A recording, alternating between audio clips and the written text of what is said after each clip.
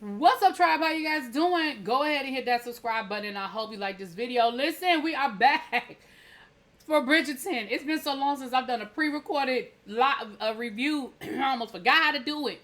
But this is Bridgerton Season 3, Episode 1. So listen, we are back. It is another season. The Ton is back. And everybody is coming back and we're sort of catching up. Now, we had the little interlude where we got Queen Charlotte in between. But let's be clear. It has been a long time since we have had a new Bridgerton season. So, let's get into what's going on, okay? Everybody is back in town. Lady Featherton has figured out a scheme to explain to everybody why she now has the money and explain that her swindling cousin he done left in the middle of the night. If you guys remember, she found out he was swindling the people and she threatened him and basically told him to leave town but leave the money, okay? So she is back in good standing, at least for right now, and she has come up with this story about a long lost cousin who died and left them all of this money. Now, her right-hand woman, a.k.a. her house manager, told her that ain't gonna fly. She said, ma'am, that story, it ain't gonna take a rocket scientist to put 1 + 1 and come up with 2. That the cousin done left town after he done stole everybody money, and now all of a sudden you got money and we knew you was broke, okay? But for right now, child, she said, listen, it is what it is. And she basically said that as long as an heir is, it'll, because y'all know we still dealing with, the society where everything goes to the man. So basically, she's relying on her daughters who have both gotten married now. Penelope is the only one that's still single to have a baby and soon and a boy, so that it would, it will go down. There'll actually be a Lord Featherington, right? Okay, so we have all that going on. Now, over at the Bridgerton household, we have a new Bridgerton who is entering society this year, and it is I had to write her name down, Francesca. Now, Eloise, because we know Eloise didn't find her man, she is still a part of society, and so is Penn. So Penn is on her 3rd year, Eloise is on her 2nd year, and now we have our new one, Miss Francesca, who all Francesca want to do is play her piano in peace. Okay, she just wants to play her piano, and she really wants y'all to leave her alone. But of course, she belongs in polite society, and so that is the expectation, is that she presents herself for the season. Okay. Now her mom,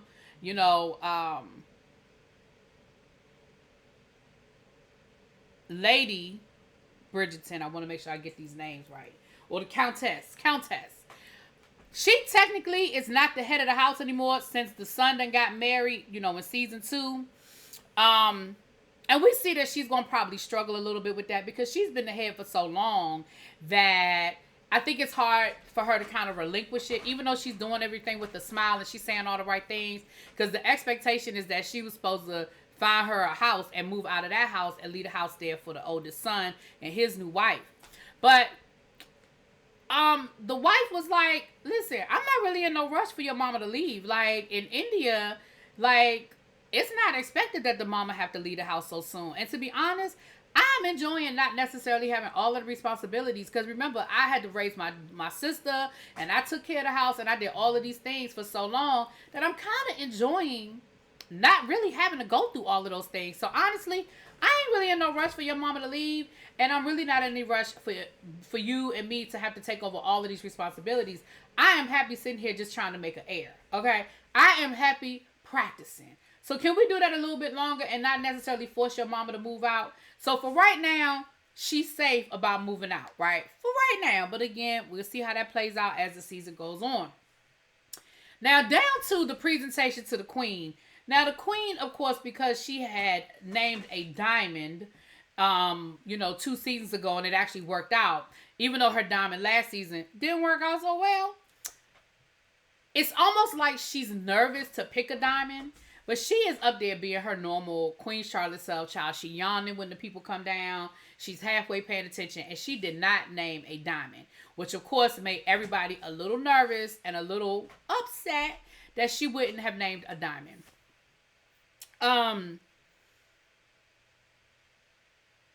We see where, I gotta make sure I get these names right, honey. Callan is back. after his travels, and he is sort of a different person. Like, he's playing the game. He's flirting with the ladies, and he's playing up all of his adventures. He's got the guys listening to all of his wonderful stories and exotic stories. He's got the women eating out the palm of his hand. And of course, Penn is on the sidelines watching it all because her feelings are still hurt about what she overheard him say about never being interested in dating her, but she's still in love with him. And then, of course, her and Eloise's relationship being fractured because Eloise finding out that she was she was Lady Whistledown. And so you see them not really, they seeing each other but not speaking and not associating with each other. And we see that Eloise is now friends with Miss Cressida. Now, Cressida was the nasty one that gave everybody a hard time, and she's back in society because, she ain't found her no man either. And of course, everybody is kind of like, why is Eloise hanging out with Cressida? But Colin tried to talk to her about it, and he let her know, and she let him know, listen, I did me last season, and it almost got me banished from polite society. So now I'm going to play the game. And if that means I got to smile at dumb jokes and go to all of the parties and, then I'm going to do what I have to do, right? I'm not interested in being on outside looking in. Like, I saw what that felt like, and I'm really not trying to go down that road. So we get to the garden party. And like I said, at the garden party, we see all these different things playing out. A lot of what I already said played out. Penn, not talking to Eloise. Colin trying to figure out what's going on between Penn and Eloise. Of course, we see Lady Danbury. And they're trying to figure out, the queen didn't even show up to her own garden party, honey. And they were like, what is going on with the queen? But of course, Lady Danbury, who has the first ball of every season, the ball is later on that night, and she was like, listen, we got to make it happen. We're going to see what happens, and we're going to get there, and it's going to be what it's going to be. So we find out that Benedict, y'all remember Benedict, who was the boxer, who started his own little gentlemen's club for the guys to come and hang out.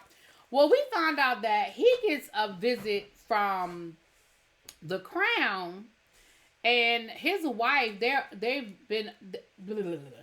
his wife had an aunt that passed away. I wrote her name down. No, I didn't. Okay. Her and the estate passes because of course it passes to the son. And his wife was like, well, yeah, I only met her once or twice, and she wasn't really a nice person. He was like, yeah, but he said she said she was a very cold person. He said, yeah, she might have been cold, but she's colder now. She's gone, but she left everything to your son. He is now the Baron, right? Because you're the only relative that has a son. So she basically got it out of luck. And we see them show up at their new estate with servants and everything. And of course, it's all geared towards her son, who looks like he's maybe 6 or 7. He is what in the world? But their whole world has changed as well. So we're going to see how they become players now that money really doesn't seem to be much of an issue at this point. We'll see how that whole thing plays out. Now, Penelope finds out that the new Lady Featherington will be whoever of her dumb sisters has a baby first. And she is like, you got to be kidding me. I'm not even married. I'm not even in the race at this point. And you mean to tell me if one of them has a son first, they'll be basically having to tell me what to do and controlling me. So she is desperate now. She done told her, her mother said, oh, don't worry. I know you'll always be here to take care of me. Baby Penn is not there to take care of none of them. Okay, she is not feeling none of that. So she is desperate now to try and find a man. So she goes to the modiste and she tells the modiste, I want all new gowns. I don't want nothing citrus looking. I want something that's going to better accent my skin and my hair color. I am trying to find me a man. Okay. So we see Penn get all beautiful. We see her do her hair different. She is trying to attract, for Lady Featherington's ball. Now, her and Eloise do have a run-in at the Modis where she tries to talk to Eloise, and Eloise lets her know, look, I'm keeping your secret, but leave me alone. Like, I don't want nothing to do with you. I don't want no parts of this. I don't want no parts of you. Okay? I'm going to keep your secret. But that is it, and that is all. And leave me alone. Good day. So they get to the ball, and again, Eloise is talking to Cressida, but the whole world, like the whole room stops to look at Penn when she shows up because she just looks different. Her dress is beautiful, very, the gown is beautiful. Her hair is done differently. She put a little more makeup on. But the poor thing don't know how to talk to these boys because all the men were coming around to talk to her, and she did not know how to hold a conversation. So she basically ended up right back where she started, which was the guys walking away politely, but she was back on the wall watching everybody else and watching how everything else played out, right? Now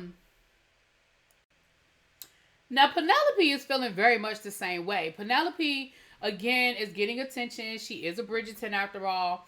But she is feeling like she's on a meat market. Like, she's kind of feeling the same way Eloise felt last season. She just has a more eloquent way of expressing it, right?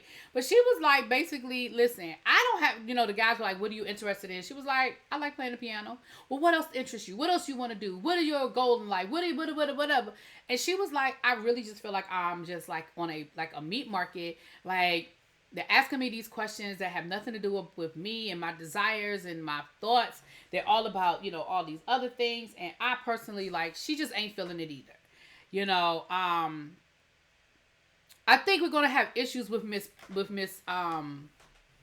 Francesca for different reasons. Did I call her Penelope? I didn't mean to call her Penelope if I did.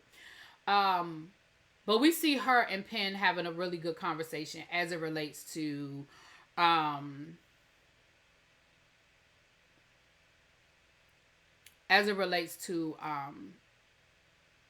just the ball and the whole season and trying to find a man or whatever. And she tells Penn, because Penn tells her, don't stay over here on the wall. It gets easier to be by the wall. And, she tells Penn the same thing as she walks off. Somebody asks her to dance. So we see Penn talking to this guy, Lord somebody, child, I don't know. And they actually were having a decent conversation. And Cressida noticed it. And here come Cressida. Being nasty. Being her normal nasty self.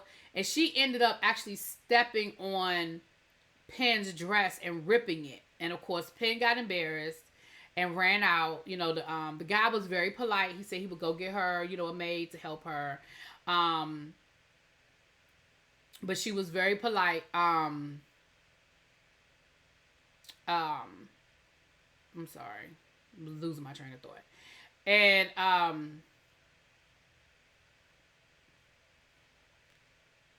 I'm sorry, I'm trying to get this name. Doubling, Lord Diebling. Okay. So I was trying to get the guy's name. So she ran off, and Eloise saw it and let Cressida know that wasn't cool. She didn't appreciate it. She thought it was rude. And Cressida was like, you're right, I don't have a lot of friends, and maybe this is the reason why, and you're right, I didn't have to do that. And basically, I want to be your friend kind of thing. Like, I want to be a better person, Eloise. I really am enjoying the friendship that we're building.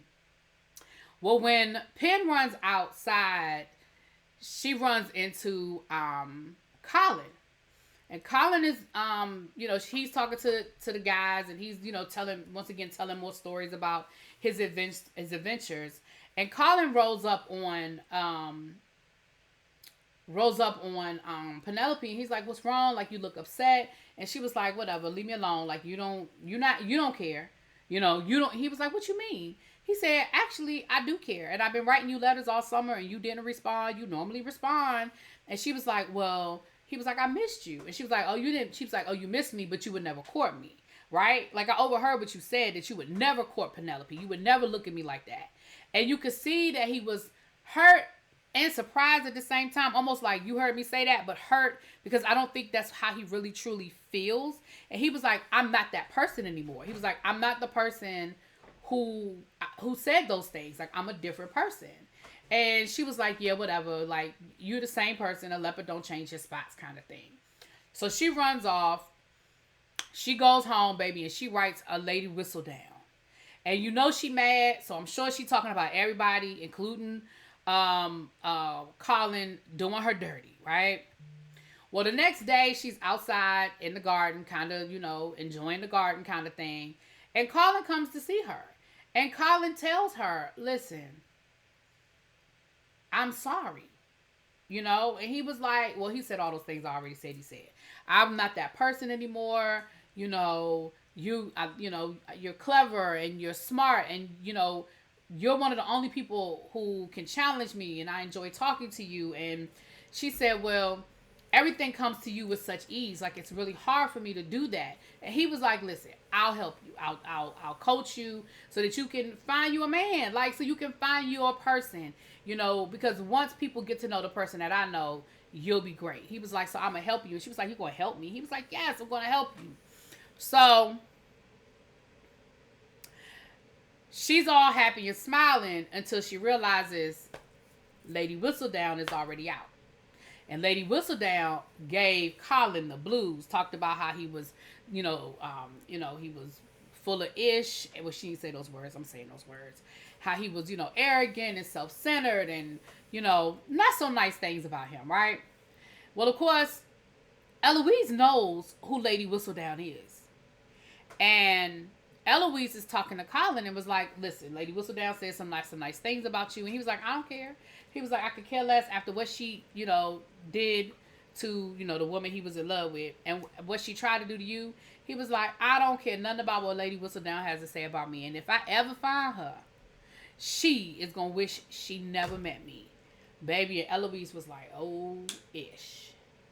And that was the first episode. So let me know what you guys think. I will talk to y'all later.